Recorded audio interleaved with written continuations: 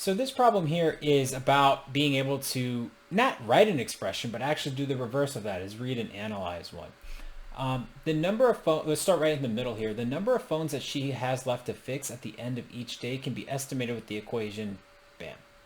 All right, that tells what P represents and what D is and blah, blah, blah. What is the meaning of the value of 108 in this equation? Really, that's all you really need to know in this particular question. There's a lot of fluff here, especially when you're used to what the SAT asks. And what makes this a little bit more familiar for us is if we write it in slope-intercept form, which would be negative 23D. I always put capital letters because I just have bad handwriting. Plus 108 because that 108 is positive, so we're just going to add it right on in there. And we see that, all right, in this case, if it's a linear equation, what I know is that 108 is our starting point.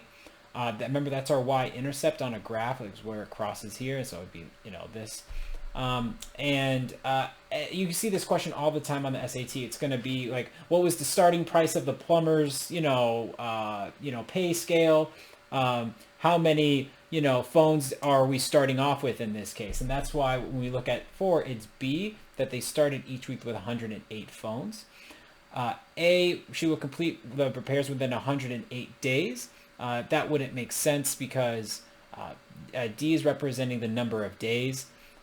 Kathy repairs the phone at a rate of 108 per hour. Because we see the rate per here, and we saw that in our previous question, when you're dealing with rate, we're usually looking at something being multiplied by something else. And since we care about 108, which is just being added into the equation in this case, that eliminates C and D as well.